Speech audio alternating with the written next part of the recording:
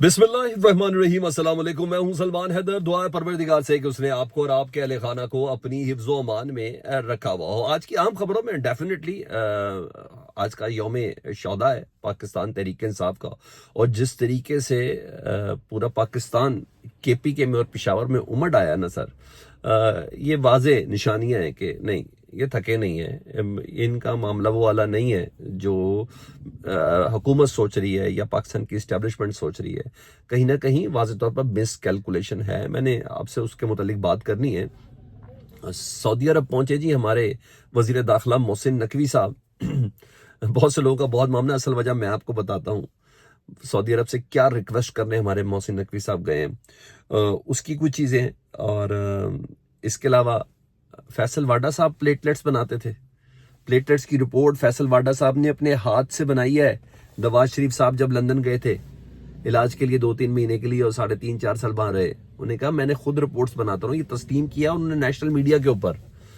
इसका क्या मतलब है, ये जो चीज़ें तस्लीम हो रही है इसकी भी कुछ डिटेल्स हैं।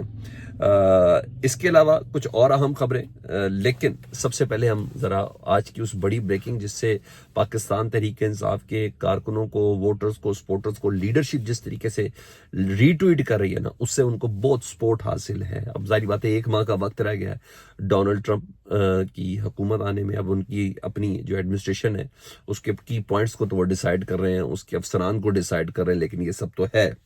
लेकिन खबर जिसकी बिना पर हुकूमत के, मैं कह रहा हूँ आज वैसे तो यौम शौदा है पाकिस्तान तहरीक इंसाफ का, लेकिन हुकूमत के लिए यौम सोग है और बहुत ही अफसरदा है। जहां वो कह रहे हैं तुर्की के विजिट में उनको तकलीफ बहुत है ना, अता तारड़ साहब को, वो पाकिस्तान में उधर उनको तुर्की में भी PTI याद आ रही है, तो उन्होंने कहते हैं भाई ये है जरा रिपोर्ट दे दें प्लीज, पता चले वजीर इत्तलात पाकिस्तान के अंदर किसी चीज से बाखबर है। इसी तरह कुछ और चीजें आप देखते हैं, इनके ट्वीट किस तरीके से आते हैं। रिचर्ड गैर्नियल जी, ये डोनाल्ड ट्रंप साहब की पिछली एडमिनिस्ट्रेशन में भी अहम तरीन ओहदे पर थे, और उस वक्त ये थे डायरेक्टर नेशनल इंटेलिजेंस।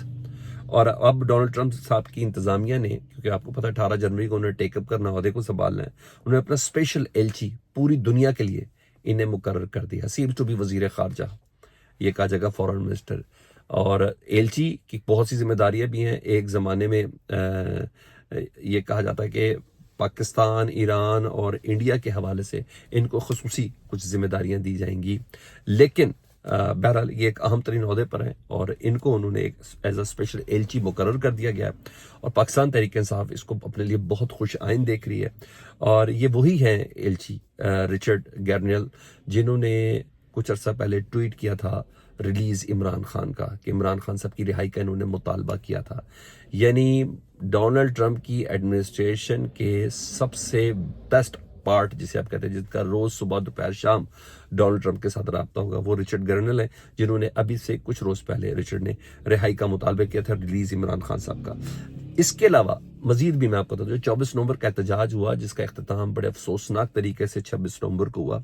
उस एहतजाज पर भी इन्होंने ट्वीट करके कहा कि ये होता है सियासी कैदियों के लिए होने वाला एहतजाज, कि जो पाकिस्तान का डोनाल्ड ट्रंप है या पाकिस्तान का जो सियासी कैदी है इमरान खान साहब, पाकिस्तान की आवाम से सीखना चाहिए दुनिया को कि सियासी कैदियों की रिहाई के लिए इस तरीके से आते हैं। इन्होंने अप्रिशिएट किया पाकिस्तान में होने वाले एहतजाज को।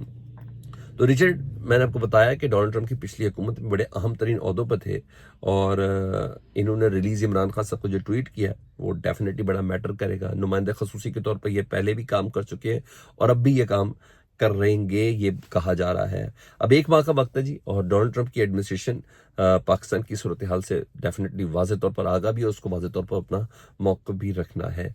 हाँ, इस सिलसिले में पाकिस्तान में मैंने बताया कि क्यों यौम सोग है, क्योंकि इसका तो आगाज़ पिछले खुद शहबाज शरीफ साहब बताते हैं कि मैं 5 बार गया हूँ सऊदी वली अहद से मिलने। मिला क्या है ये तो कभी नहीं बताया, लेकिन जो अमूमी राय है वो ये है कि शहबाज शरीफ साहब इसलिए गए थे सऊदी अरब कि किसी तरह डोनाल्ड ट्रंप के हवाले से जो इन्होंने माजी के जो ट्वीट्स वगैरह नून लीग की इंतजामिया ने किए, नून लीग की लीडरशिप ने किया, उसको ज़रा भूल के ताल्लुकात को मजीद आगे बढ़ाया जाए, क्योंकि डोनाल्ड ट्रंप मोहम्मद बिन सलमान साहब के बहुत अच्छे दोस्त हैं। तो आप इधर जितनी मर्जी कोशिशें करते रहें, लेकिन इधर जो अच्छा बंदा, और मैं आपको ये भी बता दूं पाकिस्तानी लॉबी के बहुत करीब तस्वुर किए जाते हैं रिचर्ड गैर्नियल, बहुत, और वो लॉबी जो पाकिस्तान तहरीक इंसाफ को, इमरान खान साहब को सपोर्ट करती है। ये ऐसी चीजें नहीं है। تو بہرحال ڈونلڈ ٹرمپ موجودہ سیٹ اپ ڈیفینیٹلی کافی زیادہ کرے گے، اور شہباز شریف صاحب جتنے مرضی اللہ کرے ایسا ہو کہ وہ اپنا کمفرٹ زون امریکہ کے ساتھ بنا سکیں اور محمد بن سلمان صاحب کا کردار اس سلسلے میں حاصل کر سکیں، تو لیکن ہے ویسے تو آج وزیر داخلہ محسن نقوی صاحب بھی گئے ہیں، سارے شاید سمجھ رہے ہوں گے کہ اس سلسلے میں گئے ہیں، نہیں، محسن نقوی صاحب گئے مولانا فضل الرحمان صاحب کے سلسلے میں۔ مولانا صاحب کے دماغ میں بہت بڑے بڑے طوفان آ چکے ہیں، مولانا صاحب مکمل طور پر حکومت کو ہارڈ ٹائم دینے پر راضی ہو چکے ہیں اپنے مدعے پہ، مدارس بل کے حوالے سے، اور مدارس بل کے حوالے سے اگر کوئی مولانا صاحب کو تحمل اور تشفی دے سکتا ہے نا، وہ دے سکتا ہے سعودی عرب۔ ایک تو محمد بن سلمان کی ایڈمی سے آل سعود کے بہت قریب تصور کیے جاتے ہیں، اور کہا جاتا ہے کہ جو سعودی عرب کے جو معاملات ہیں ڈونیشن کے حوالے سے ان کے مدارس کو، مولانا فضل الرحمان صاحب کے مکتبہ فکر کے مدارس کو ادھر سے ڈونیشن بھی ملتی ہے، اور یہ سب چیزیں ہیں، عمومی رائے ہے۔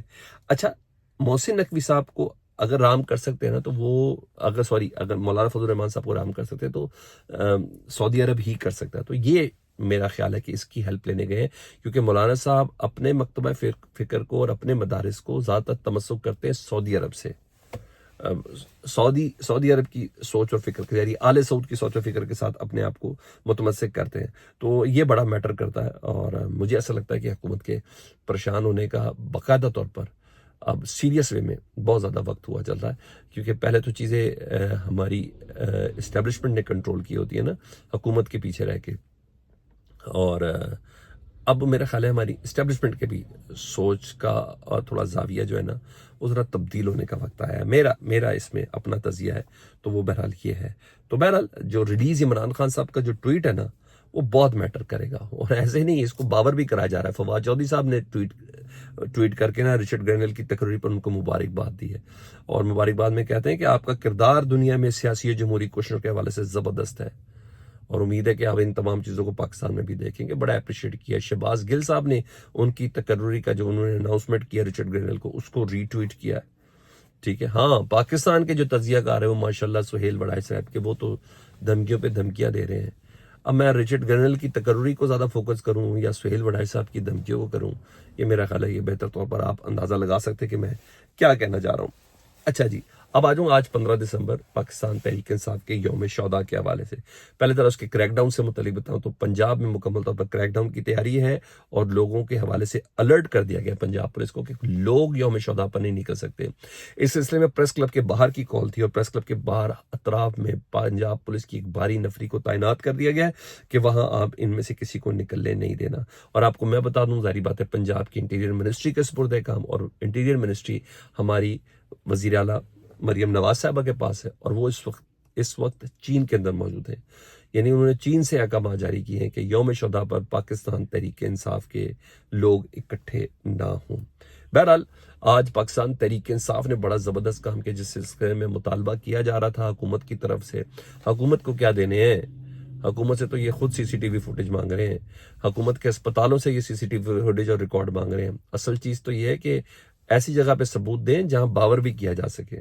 تو سی ایم ہاؤس میں پاکستان تحریک انصاف کے سیکرٹری اطلاع شیخ وقاص اکرم صاحب نے پریس کانفرنس کی، پورے انٹرنیشنل میڈیا کو، پورے پاکستان میں جو انٹرنیشنل میڈیا ہے ان تمام کو انہوں نے کال کی، اور کال کر کے پریس بریفنگ دی، اور اس میں مکمل ویڈیوز کے ساتھ 24 سے 26 نومبر کے واقعات کی مکمل ویڈیوز، ثبوت، تصاویر، اور 26 نومبر کی جو فوٹیج تھی جس سے متعلق آتا ہے فوٹیج دکھائیں۔ فوٹیج بہت سے لوگوں کے پاس ہے، یہ بھی میں آپ کو بتاؤں، بہت سے لوگوں کے پاس دے نہیں سکتا ہے۔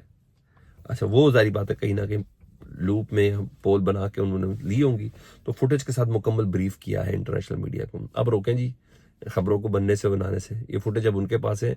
آج رات سے یہ چیزیں کسی اور طریقے سے انٹرنیشنل میڈیا اس کو دیکھے کہ پاکستان تحریک انصاف نے بحیثیت پارٹی اس کو آفیشیل ٹیک اپ کیا ہے، ایک عدد اس ایف آئی آر کے ذریعے جس کا مدعی بنے بیرسٹر گوہر صاحب، اور جن کے ملزمان میں وزیر اعظم پاکستان، وزیر دفاع، وزیر داخلہ، وزیر اطلاعات، آئی جی، ڈی آئی جی، یہ لوگ شامل ہیں۔ تو پاکستان تحریک اور بحیثیت جماعت، جی ہاں، انہوں نے اپنے 12 افراد کی فہرست بھی دے دی، جو گولیوں سے چنی ہے ان کی فہرست بھی دے دی، جو غائب ہے ان کی فہرست بھی دے دی۔ رہی صحیح کثرت آپ کو پتہ ہے، وہ جو رات کو ابو الحسن ذوالقرنین کی عدالت سے نکلنے والوں کے ساتھ جو ہوا اور پھر دوبارہ سے ان کو 81 افراد کو گرفتار کیا گیا، وہ بھی ساری فوٹیجز آ چکی ہیں جی سامنے. مجھے ایسا لگتا ہے کہ حکومت کو اب حکومت نے گولی چلائی. گولی کس نے چلائی؟ یہ تو گولی تسلیم کر لی ہے حکومت نے کہ گولی چلی ہے. یہ اب تمام افراد مانتے ہیں کہ گولی چلی ہے، کسی کے اوپر بھی ڈال رہے ہیں لیکن یہ تسلیم کر لیے کہ گولی کس نے چلائی ہے. پاکستان تحریک انصاف کو حکومت سے یہ سوال نہیں کرنا کہ گولی کیوں چلائی. پاکستان تحریک انصاف کو اب یہ ثابت کرنا ہے کہ گولی کس نے چلائی، اور گولی کس نے چلائی کے لیے یہ پریس کانفرنس رکھی گئی تھی انٹرنیشنل میڈیا کے لیے. جی رہی بات وہ کامران یوسف صاحب انٹرنیشنل فیس کو کور بھی کرتے ہیں اور بزنس کو بھی دیکھتے ہیں، سینئر صحافی بھی ہیں. پچھلے دنوں کانفرنسز میں باہر تھے، میرے خیال ہے چین کے اندر تھے، تو انہوں نے بتایا کہ چین کا ماننا یہ ہے کہ پاکستان میں جو چینی باشندوں کے اوپر دہشت گردی ہو رہی ہے نا، اور دہشت گردی کا نشانہ بنایا جا رہا ہے، چینی حکام نے ان کو بتایا ہے کہ پاکستان نے آج تک ہمارے ساتھ دہشت گردی میں کسی دوسرے ملک یا ایجنسی کے ملوث ہونے کے ثبوت ہی شیئر نہیں کیے. یعنی ہم خود انویسٹیگیشن کے اندر شامل ہونا چاہتے ہیں، ہم خود دیکھنا چاہتے ہیں کہ کون ہے اس میں، مگر آج تک ہمارے ساتھ کوئی ثبوت شیئر نہیں کیے گئے ہیں. تو کامران یوسف صاحب کہتے ہیں مطلب چین کو بھی ہماری اندر کی کہانی سمجھ آ گئی. وہ یہ کہتے ہیں یہ ہمارے بیسٹ فرینڈز وغیرہ کا حال ہے، یہ آپ ذہن میں رکھیے گا. ہاں فیصل واڈا صاحب نے جی وہ باسی صاحب کے پروگرام میں تسلیم کر لیا.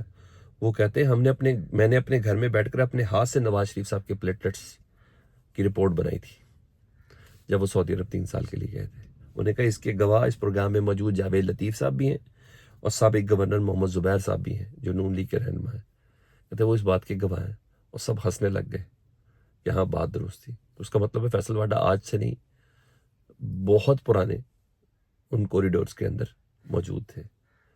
اب میرا خیال ہے فیصل واڈا صاحب سے پوچھ لینا چاہیے کیا خیال ہے، مگر کون، یہ سوال ہے. یا یہ چیز تھی. ادھر کے پی کے حوالے سے بتا دوں پورے پاکستان سے قافلے اس وقت پہنچ رہے ہیں، اور اسپیشلی جو میں نے قافلوں کی فوٹیجز دیکھی ہیں آج کے پی کے بتانے جا رہا ہے کہ یوم شہداء کسے کہتے ہیں. دنیا مانے نہ مانے، حکومت مانے نہ مانے، کے پی کے 12 شہداء کی اور جس طریقے سے تیاری کی گئی ہے نا ناران باغ میں وہ ہے. تو آج مجھے جو لگ رہا ہے قافلے دیکھ کے آج بہت بڑا پیغام جائے گا پاکستان تحریک انصاف کی طرف سے، کے پی کے کی عوام کی طرف سے، سمجھنے والوں کے لیے اور سننے والوں کے لیے یہ چیز ہے. دوسرا آخر میں نون لیگ کے ایک بڑے زبردست کارکن جی متروکہ وفد املاک کے سربراہ بھی رہے اور ایک زمانے میں 8 مہینے جیل کاٹی، نون لیگ کو پتہ بھی نہیں تھا، صدیق الفاروق صاحب وہ دنیا سے پردہ کر گئے اور ایک زبردست قسم کے پولیٹیکل کارکن تھے. اللہ ان کو اپنی جوار رحمت میں جگہ دے. ہمارے پروگرام میں ریگولر آتے تھے ایک زمانے میں، مگر پچھلے کچھ عرصے سے ریل تھے تو ہم رابطہ کرتے تھے، وہ نہیں آتے تھے. تو ان کے لیے ایک سورہ فاتحہ بھی کر دیجیے گا. فیڈ بیک سے متعلق ضرور آگاہ کریں. اپنا بہت خیال رکھیں. اللہم صلی علی محمد و آل محمد.